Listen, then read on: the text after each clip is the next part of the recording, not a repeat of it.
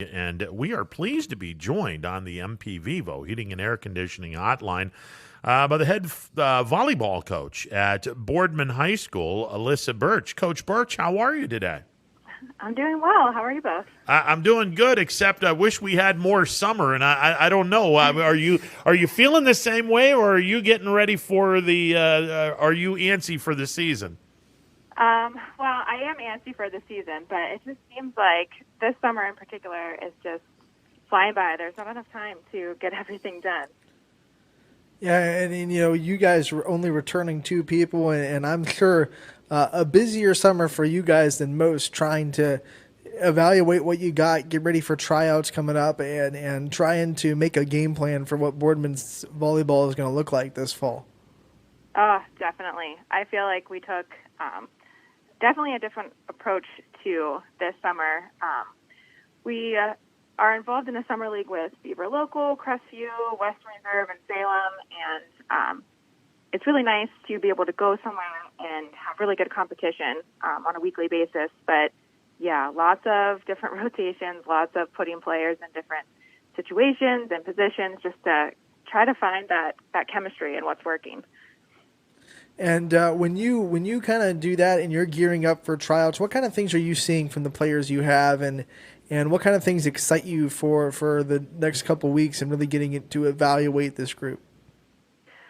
Well, a lot of the things that we're looking for as a program right now, definitely we've been focusing on establishing the leadership.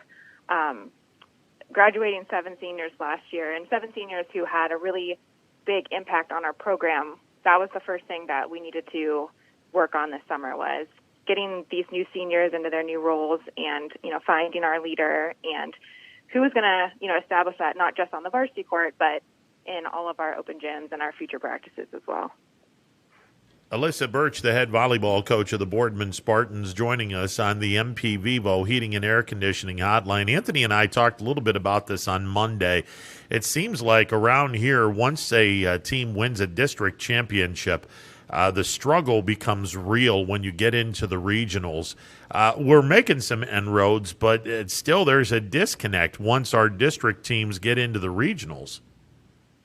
Yeah, we feel that too, and that was one of the conversations I had with my athletic director. Like, what could we do to better prepare ourselves as a program that if we ever got into that scenario, how can we perform a little bit better? And it's going to make for a tough schedule this year, but I'm really excited that we have Hoover, North Canton Hoover again on our schedule.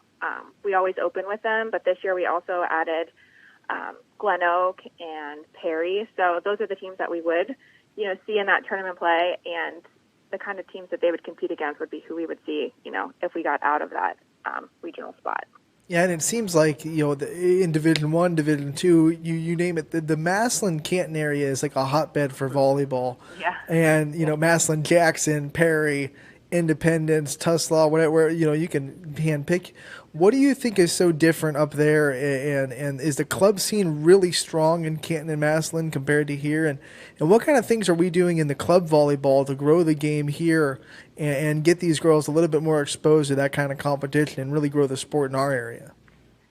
I definitely think that club volleyball has a lot to do with it, and conversations that I've had with those coaches. Not only is it the club atmosphere and their players being involved in that during the off season, but I'm noticing that places like Canton, for instance, are establishing the volleyball culture at a much younger age than maybe what it is that we're doing around here. So I kind of, once that was brought to my attention, I did kind of realize that what kind of opportunities are we offering for these girls locally before 7th grade? So that was actually something that Boardman, our program, kind of tried to establish this year.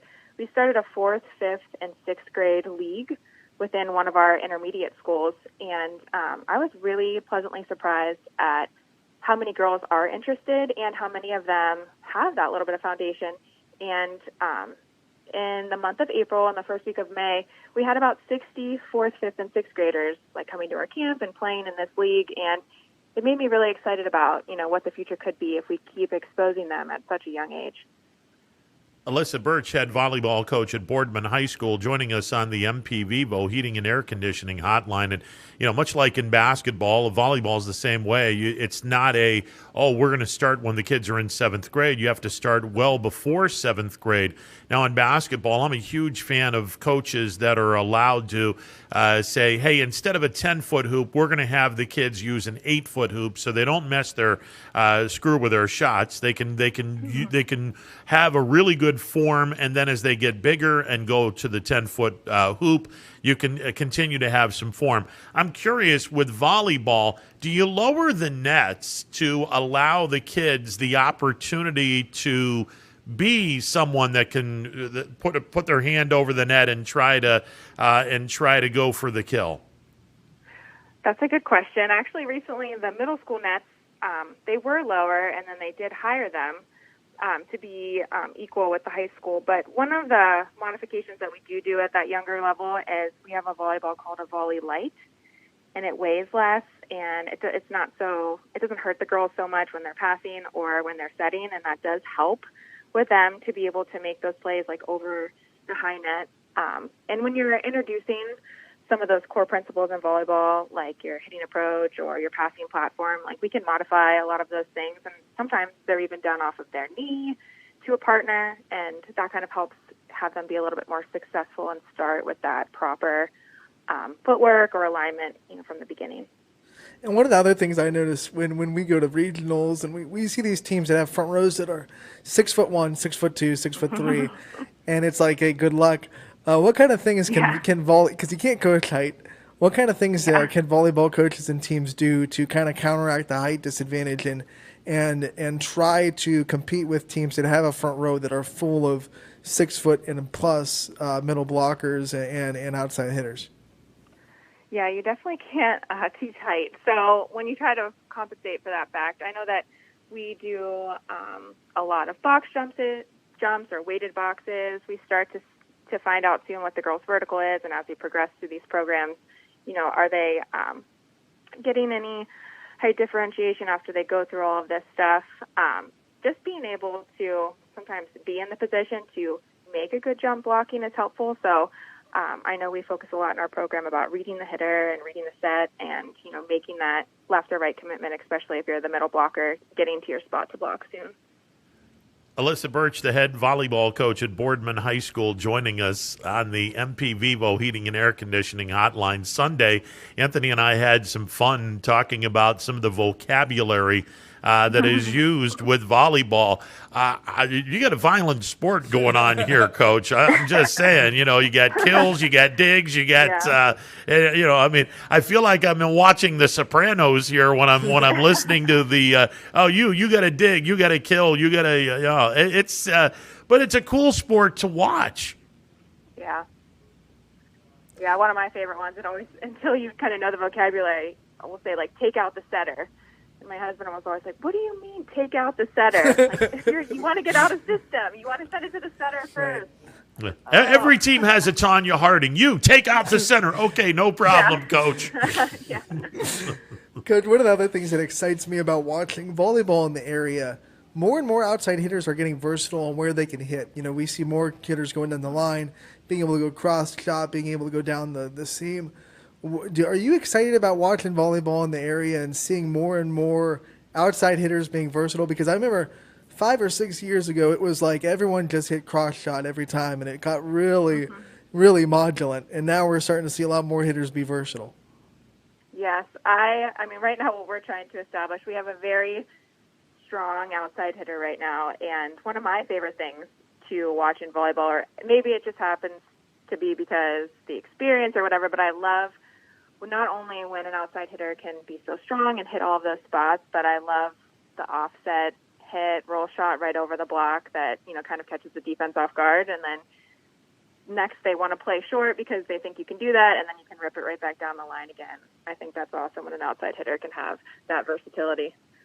Coach, it doesn't seem that long ago when they changed the format, the point system, Because I remember going into school, everything was you had to get your points offensively and not defensively. If you held serve defensively, you got the ball back. They changed the point system. Is it more exciting brand of volleyball today because of the changing in the point system? Yes, I was actually in high school when that change happened, and I just think it makes for much more exciting rallies. If you have a really good server on one of the teams, that server could have served, through all of the points, or, you could make a really awesome play, and sometimes it doesn't feel as impactful when you don't see that score change on the board. So I like the idea, too, of playing to 25 and not 15. I think it just keeps the game going at a faster pace, which is much appreciated as a player. Coach, not too many people can say they have two seniors graduate and go to the same college and playing in college volleyball. Yeah, Katie Stamp and Maria Torres both doing that, graduates from your program. Talk about what it was like seeing them succeed and what it's going to be like watching them for the next 4 years at the next level. Well, I'm so excited that they decided to take this journey together. They honestly couldn't be any more different, but that is what makes their friendship and their camaraderie as teammates so special. And I think that they're two players that really build off of each other, and they were both freshmen when they got a spot as starters on the varsity team. And I think that going through that experience together and playing that much together is something that's really going to benefit them in the future. And I know that they're going to be such great teammates to their new teammates in Teal, and we're so excited to be able to go watch both of them. We already have that planned as a team. That's going to be one of our things that we do together is go to watch one of their matches. Coach, you brought up the fact that they honed their craft in junior high and then became varsity players their freshman year. And I know Boardman has two middle schools. What is the prospects like in the middle school? Are the pipeline is it solid for the future Spartans? Yes, and I really got the opportunity this summer to see it firsthand. One of my goals as a head coach was to help unify the program a little bit more top to bottom. I didn't want it to be, such a segregated system. So this summer we ran some program open gyms where we invited the 7th and 8th graders to come to our high school open gyms and kind of paired them up like with the upperclassmen. And I found that it really helped, like you mentioned, some of the volleyball lingo and vocabulary and establishing, what that means at such a young age, and just teaching them some of the ball control things, the everyday drills that we do, at our level, and like the expectation, of what it is to be a high school volleyball player. I felt like that experience was really important, and I enjoyed, making that relationship with some of the 7th and 8th graders that I wouldn't have had that opportunity to do so if we didn't have, those open gyms. Communication and trust is probably more important than volleyball than almost any other sport. I mean, you got to be able to hear your teammates, trust what they're saying. What kind of drills and exercises do you do as a team to make sure that the communication is really where it's supposed to be on the court? Communication is definitely a huge part of it, especially because everything in volleyball happens so fast. You have to not only trust that your teammate is going to be there, but that they're also holding you accountable, to where you're supposed to be as well. One of my favorite ones, I don't know if it's called Chaos, and it's basically you have two balls being served in at a time, and we use like one white ball and then one striped ball, so we know the difference. But you have to basically play it out and communicate with your team as both balls are going, and it really forces people to establish their roles. Are they going to be a passer? Are they going to be a setter? Are they going to be a hitter? And how are they going to help their team get the point? And you get a point when the ball is dead on both like the same side of the court. But it's crazy. That's why it's called Chaos. But it really forces you to communicate with your team. So that's one of our favorites. And Coach, one of the things I love about going to Boardman volleyball is you have the gym that can split into two, and yet two games going at once with whether your freshman and JV both playing at the same time. What's it like to kind of have that kind of atmosphere and to be able to do that and be able to have your freshmen be able to watch your JV and vice versa? I love it's chaos to set up. It's crazy on the day of because we do have to then switch to be a one-court varsity match. But I think that it's great, I think, for freshman parents, too, to see, what the level looks like at the next game. Having the stands filled then, when maybe, you wouldn't have as many people participating in watching a freshman match. I think that helps with the environment overall. And I think that, as a fan sitting in the stands, you kind of get to see both and interact with both of the games at the same time. And it just helps. I mean, for us, we like it as a program because then we're able to have our freshmen be part of our schedule. That was one of the biggest things. It seemed like there wasn't as many opportunities for games for freshmen, or they were, always being hosted at a different day or a different time. And this kind of keeps us together, and that helps unify our program top to bottom too, when we can keep our freshmen with us. Yeah, that's a little confusing though. If two games are going on at the same time, you hear a whistle, and Yeah. I would imagine a player's like, "Wait a second, is that us or is that over there?"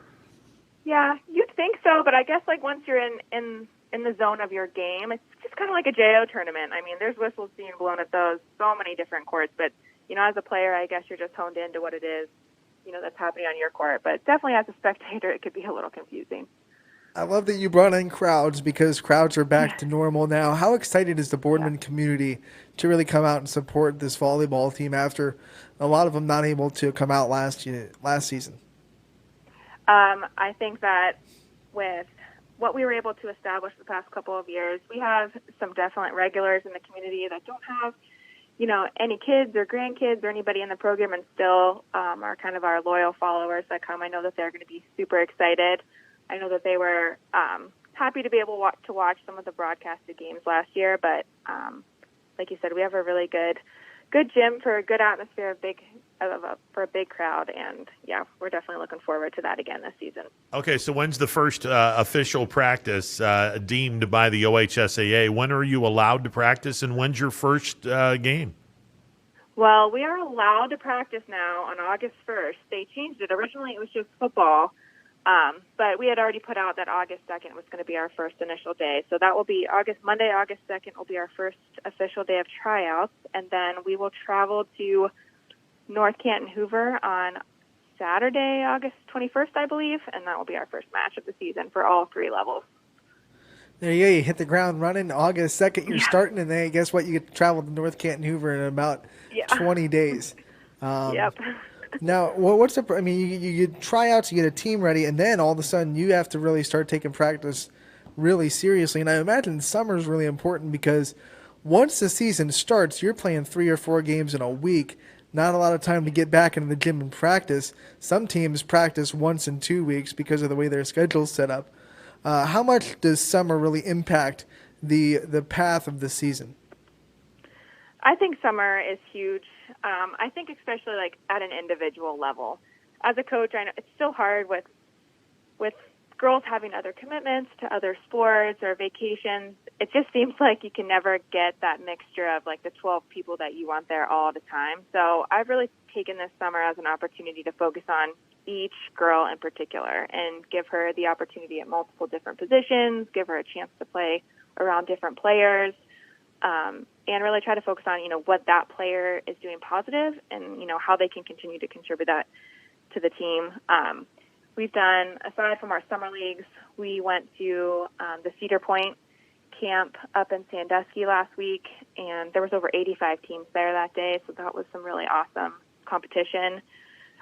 Just Monday, Kent State ran a satellite camp out of our gym for 7th through 12th graders for us, so that was a really good opportunity for girls to focus individually on their skills. There was nothing from that Kent State that was any kind of anything team related. It was all individual skills. So just being able to be a coach and watch your players, participate in the camp, that was so beneficial. Alyssa Birch, the head volleyball coach of the Boardman Spartans, joining us on the MP Heating and Air Conditioning Hotline. So give me a conversation if you and the basketball coach happen to have the same eye on the same 6 foot 1 or 2 inch girl. Give me the conversation that goes on between you and the basketball coach if you're both eyeing the same athlete. Well, at Boardman, we definitely have the mindset that we share athletes and that we always do what's best for the athlete at that time. There are a lot of girls right now that not only on the basketball team, but they're involved in softball and they're involved in track. So, sometimes what I find to be a huge negative about Boardman is that we just have one gym. But on the other side of it, there really isn't ever any scheduling conflicts for the girls, because if the basketball team is in there, then volleyball can't be in there. So, that alone kind of helps us be able to share our athletes a little bit better. I think, too, just establishing that relationship with any of the other coaches at the school from the beginning and respecting each other's seasons, that's a huge part of what's going to make all of us successful, because last thing I think any of us ever wants to do is put any pressure on the athlete. When it's volleyball season, it's volleyball season, and the basketball coach is going to respect that, and vice versa. For me, when it's basketball season or softball or track or whatever it is, I respect that season for them, and I just want them to do the best, in that sport as well. Well, we know you know how to deal with basketball coaches because you live with one, so. Yeah. Yeah, I kind of thought at first that was a trick. Yeah, I know. I thought Ron was going. I thought Ron was going that way too. No. I recognize the fact you have an unfair advantage. You know how the basketball people work. So yeah, Hey, listen. Best of luck to you this year. I know that the senior class from 2021 was a lot. So hopefully you have just a ton of leadership for this volleyball season, and best of luck to you this year, Coach. Thank you so much. I appreciate that, and I appreciate you having me. You're very welcome. Alyssa Birch, the head volleyball coach of the Boardman Spartans, checking in on the MP Vivo Heating and Air Conditioning Hotline.